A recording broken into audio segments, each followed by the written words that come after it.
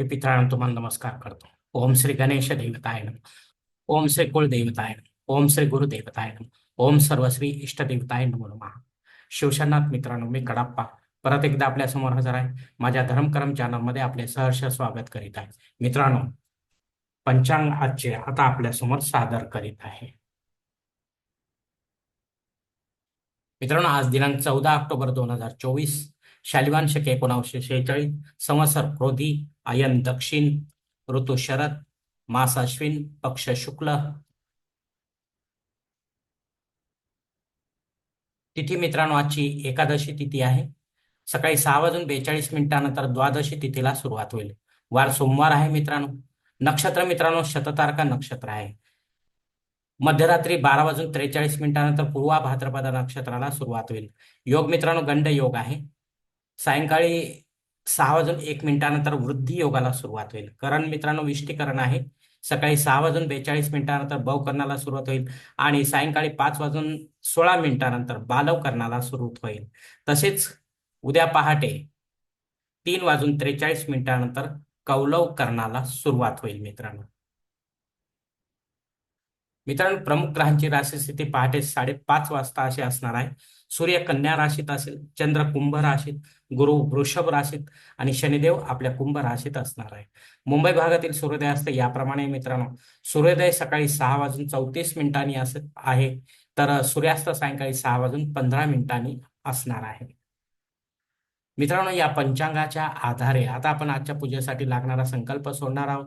तेव्हा आपण आपल्या उजव्या हाताच्या तळहातावर एक पळी पाणी, थोडे अक्षत, एक फुल व फुलाची पाकळी घ्या आणि हा संकल्प म्हणायला सुरुवात करा. मित्रांनो, हर ओम शिव शिव शंभो राज्ञय प्रवर्तमान सद्य ब्रह्मणो द्वितीय परार्धे श्वेतवराह कल्पे वैवस्वत मन्वंतरे कलियुगे प्रथम पादे जम्बूद्वीपे भरतवर्ष भरतखंडे मेरो दक्षिण दिग्भागे महाराष्ट्र देशे व्यावहारिक चांद्रमाने शालिवान शके 1946 प्रभवादी षष्टी संवत्सरामध्ये क्रोधी नाम संवत्सरे दक्षिणायने शरद ऋतू अश्विन मासे शुक्ल पक्षे सोमवार वासरे शततारका नक्षत्रे गंड योगे विष्टी करणे एकादशी शुभतिथ वीर गोत्रात उत्पन्न मी कडाप्पा मोपात दुरित क्षयद्वारा श्री पार्वतीपती परमेश्वर प्रीत्यर्थ विधिवत पंचोपचार नित्य देवपूजा एवं इष्टलिंग पूजा करिष्ये. मित्रांनो, याच ठिकाणी हा संकल्प संपलेला आहे. तेव्हा आपण आपल्या उजव्या हाताच्या तळहातील संकल्पाचे पाणी समोरच्या ताम्हणात सोडून द्या. मित्रांनो, या संकल्पाची वेळ मर्यादा सकाळी 6:42 आहे. या वेळेनंतर जर आपणाला संकल्प सोडायचा असेल कुठल्याही धार्मिक विधीच्या संपन्नतेसाठी, तर कृपया आपण वरील बदललेल्या पंचांगाचा आधार घ्यायचा आहे, नवीन संकल्प तयार करायचा आणि त्या संकल्पामध्ये आपण करत असलेल्या धार्मिक विधीचा उल्लेख अवश्य करायचा आहे. तेव्हाच आपली ही धार्मिक सेवा संबंधित देवतांपर्यंत पोहोचेल आणि त्यांचा आशीर्वाद आपल्यापर्यंत पोहोचेल. आपले जीवन अधिक सुखमय बनेल. मित्रांनो, आता मुहूर्त विभागामध्ये पाहूया. यात धार्मिक विधी आणि त्यांचे मुहूर्त काळ याप्रमाणे दिलेले आहेत. सर्वात प्रथम साखरपुडा यासाठी मुहूर्त दिले दिनांक 16, 17, 18, 21 आणि 26. डोहाळा जेवणासाठी मुहूर्त दिलेत मित्रांनो दिनांक 17, 18, 21. बारसे करण्यासाठी मुहूर्त दिलेत मित्रांनो दिनांक 17, 18, 21, 23, 24. जावळ काढण्यासाठी मुहूर्त दिलेत मित्रांनो दिनांक 17, 18, 21 आणि 24. गृहप्रवेश करण्यासाठी मुहूर्त दिलेत मित्रांनो दिनांक 17, 18, 21 आणि 24. आता मुहूर्ताच्या दुसऱ्या भागात पाहूया मित्रांनो. उपनयन करण्यासाठी माघ मासाशिवाय मुहूर्त नाहीत. विवाह करण्यासाठी कार्तिक मासाशिवाय मुहूर्त नाहीत. तसेच वास्तुशांती व भूमिपूजन करण्यासाठी, पायाभरणी करण्यासाठी देखील कार्तिक मासाशिवाय मुहूर्त नाहीत मित्रांनो. देवमूर्तीची प्राणप्रतिष्ठा आपल्याला जर करायची असेल तर आपण अवश्य करू शकता. भगवान विष्णू व त्यांच्या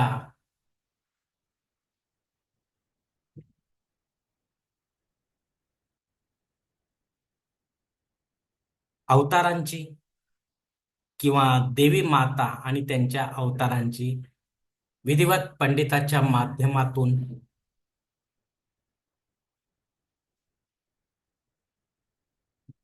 आपल्या घरी किंवा मंदिरामध्ये आपण अवश्य करू शकता मित्रांनो. पण विधिवत करा. पंडित आहे म्हटल्यानंतर विधिवत होणार आहे, म्हणूनच पंडित हवा असतो मित्रांनो. आणि या प्राणप्रतिष्ठेनंतर मात्र आपल्याला दररोज या मूर्त्यांवर संबंधित देवतांचा अभिषेक घेणे क्रमप्राप्त ठरते. यामध्ये पुरुष सूक्त आणि स्त्री सूक्त हे दोन महत्वाचे आहेत मित्रांनो. आणि जर आपण अभिषेक घेत नसाल प्राणप्रतिष्ठेनंतर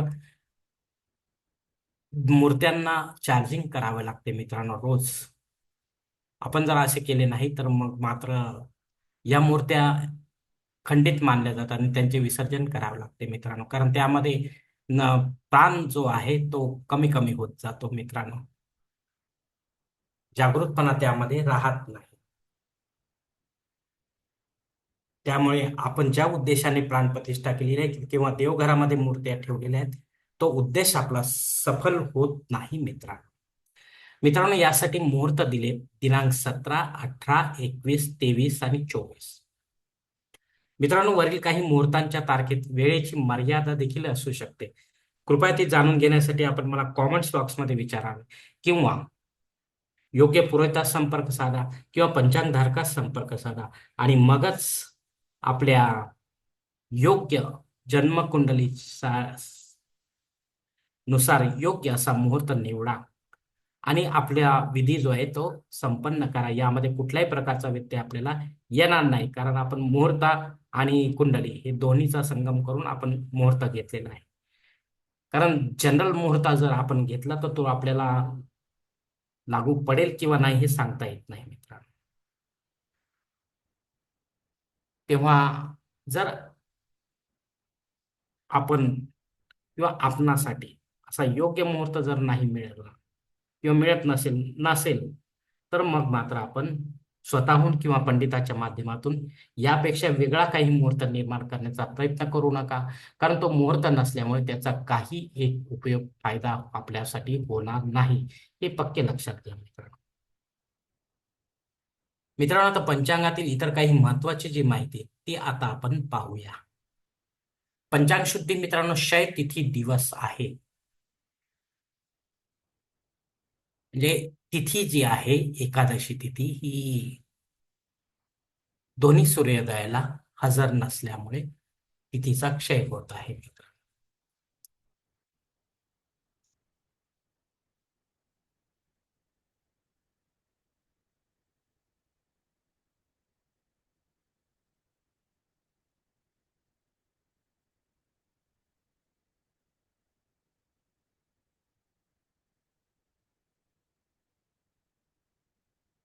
क्षमा करा मित्रांनो, द्वादशी तिथीचा क्षय होत आहे.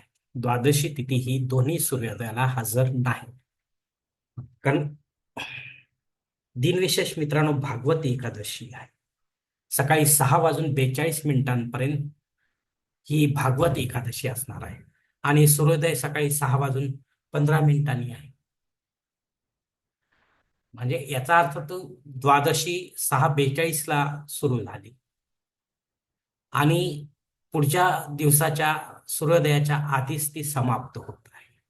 म्हणून हे क्षय तिथी दिवस आहे मित्रांनो. तो हा दिवस चांगला नाहीये, याला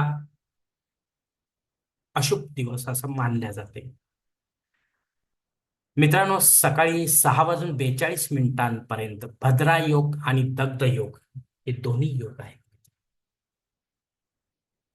भद्रा योग हा विष्टीकरण अर्थात हा राहूच्या अंडर येतो मित्रांनो. त्यामुळे या काळामध्ये आपण शक्यतो आपली महत्वाची कामे टाळा, ती या व्यतिरिक्त करा मित्रांनो वेळेमध्ये. आणि दत्त योग जो आहे तो जनन शांती संबंधी योग आहे. या योगापर्यंत या या योगामध्ये किंवा या वेळेपर्यंत जे काही बालक जन्म घेतील त्यांची शांती जनन शांती 12व्या दिवशी राहत्या घरी पंडिताच्या माध्यमातून विधिवत करावी लागते. कारण हा योग चालू पंचांगात असतो, नंतर नसतो पुढच्या पंचांगात. त्यामुळे आपण विसरून जातो मित्र. म्हणून 12व्या दिवशी जर आपल्याला जमले नाही तर मग मात्र आपल्याला मुहूर्त काढून याची शांती जनन शांती अवश्य करावी लागते. करावी मित्र. या जनशांतीसाठी आपण काही कंजूशी करू नये मित्रांनो, तडजोड करू नये. यानंतर मित्रांनो या वेळेनंतर 6:42 सकाळी मिनिटांपासून ते मध्यरात्री 12:43 घबाड योग देखील आहे.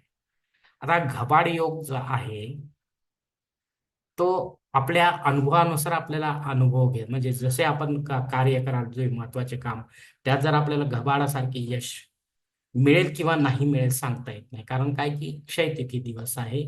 भद्रा भद्रा तर संपतो आहे 6:42 ला, पण क्षयतिथी दिवस थोडासा आडवा येतो आहे. आपल्या गरजेनुसार किंवा आवश्यकतेनुसार आपण या घबाड योगाचा अनुभव घ्यावा मित्रांनो. अग्नी पृथ्वीवर सकाळी 6:42 हजर आहे, म्हणजे द्वादशीला हजर आहे, एकादशीला नाही मित्रांनो. त्यामुळे आपल्याला महत्वाची जी काही छोटी हो असो वा मोठी असो यज्ञ कर्मकांड करायचे असतील तर या वेळेनंतर करा, जेणेकरून आपल्याला त्याचा फायदा घेता येईल मित्रांनो.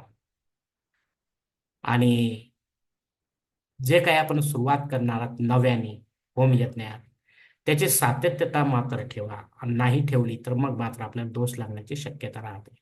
राहू काळ मित्रांनो सकाळी 7:30 ते 9 वाजेपर्यंत आहे. हा एवढा 1.5 तासाचा काळ हा पूर्णपणे राहूने भरलेला असतो मित्रांनो. यात आपल्याला सहसा यश प्राप्त होत नाही. म्हणून या वेळेव्यतिरिक्त आपण आपली महत्त्वाची कामे करण्याचा प्रयत्न करा. पण जे वर सांगितले आहे त्याप्रमाणे तोही थोडासा डोक्यामध्ये विषय असू द्या मित्रांनो. प्रमुख वक्री ग्रहामध्ये सध्या शनी, गोचर शनी वक्री आहे मित्रांनो. तो 18 नोव्हेंबर पर्यंत तसाच राहणार आहे. त्यानंतर 1-2 दिवस स्तंभी होऊन परत पहिल्यासारखा मार्गी होईल मित्रांनो. मित्रांनो या गोचर शनीचे, वक्री गोचर शनीचे जे फळ आहे ते जसा आपल्याला शनी असणार आहे त्याप्रमाणेच मिळणार आहे, हे लक्षात घ्या मित्रांनो. धन्यवाद मित्रांनो. आजचा हा पंचांगासंबंधीचा व्हिडिओ मी याच ठिकाणी संपवत आहे. आपण जर माझ्या मतात सहमत असाल तर कृपया माझे धर्म कर्म चॅनल सबस्क्राईब करा, लाईक करा, आपले कुटुंब मित्र परिवार असं शेअर करा. तसेच कॉमेंट्स बॉक्समध्ये आपले मत अवश्य नोंदवा आणि माझा पुढील व्हिडिओ आपल्यापर्यंत पोहोचण्यासाठी बेल बटन अवश्य दाबा. धन्यवाद मित्रांनो. पुढील भेटीपर्यंत आपण खुश राहा, आनंदी राहा, प्रसन्न राहा. शिवकल्याणम. हरि ओम शिवा. महादेवा.